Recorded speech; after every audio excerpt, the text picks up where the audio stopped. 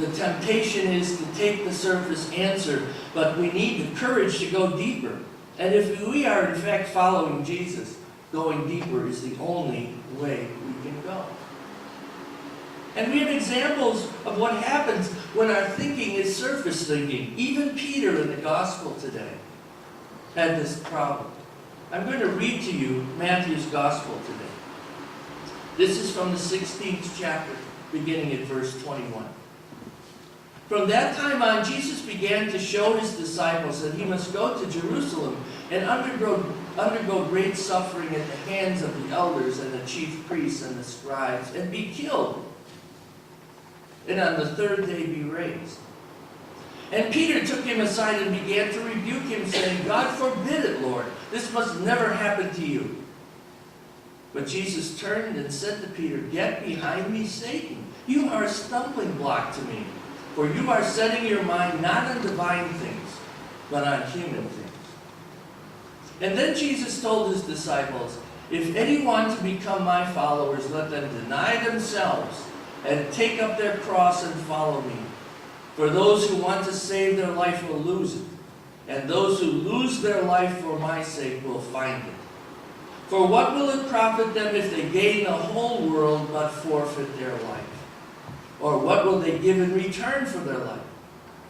For the Son of Man is to come with his angels in the glory of his Father, and then he will repay everyone for what has been done. Truly I tell you, there are some standing here who will not taste death before they see the Son of Man coming in his kingdom. We've heard those verses before. But try to think about it as new material, like that's the first time you heard it. Wouldn't you have some questions about this? If this was your leader, this was someone who was very powerful to you, someone you were really thinking was the answer to much of life, had a way to lead us that we've never seen before, wouldn't you want to ask him some questions about that? Jesus says he must suffer and die at the hands of religious people. And after 3 days, rise again. Any questions? Would you not have said that I've got doubts about this? I don't understand this. This can't be right. Tell me more. Open this up to me. But Peter is thinking the wrong thoughts, and he rebukes Jesus.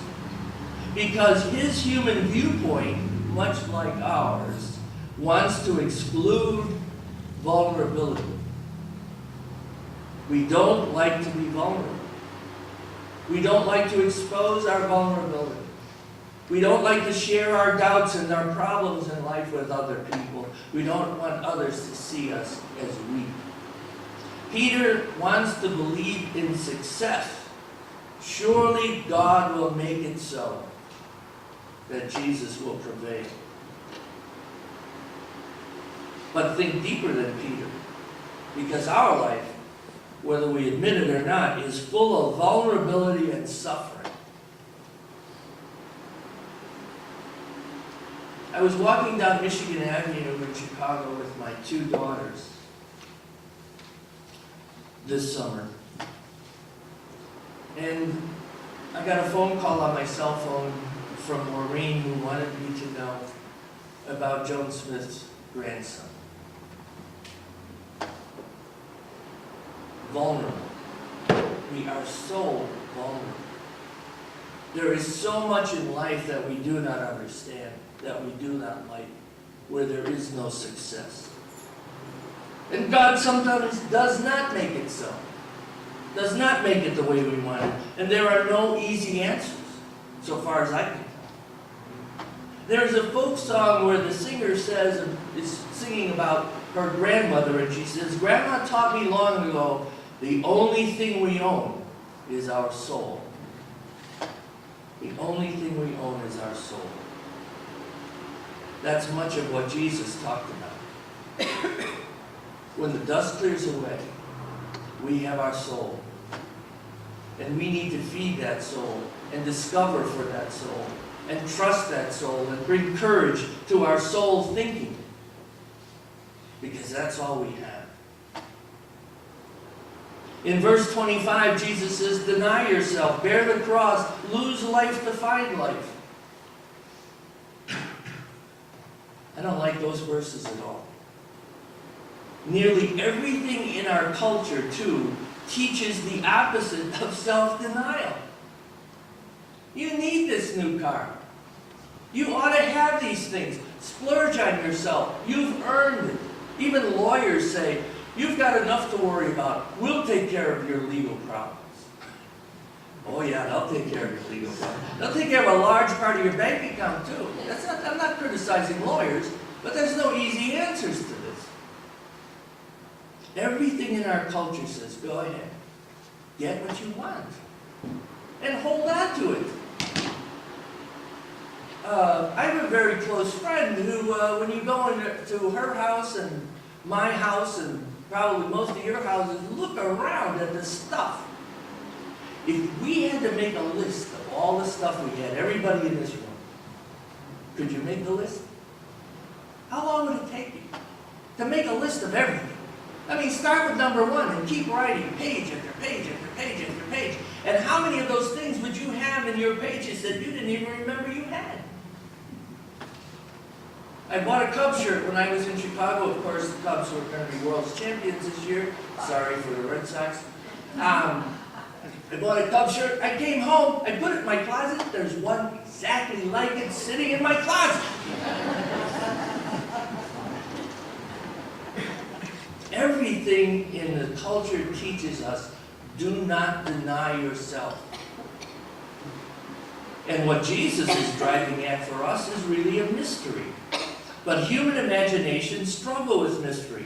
The idea pops up in the average mind that there must be a way to gain life without losing it. But remember, what is true for Jesus is true for you and me.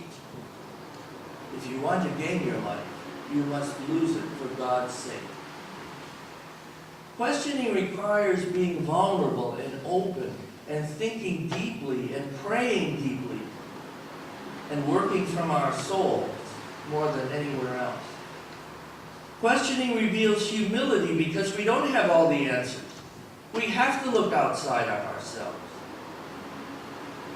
So there's got to be some resolution here. There's got to be some response to a doubt night. What can we do about this? The first thing we do is to become a loving community, to sustain our loving community, to become more loving, a soul community, as a matter of fact.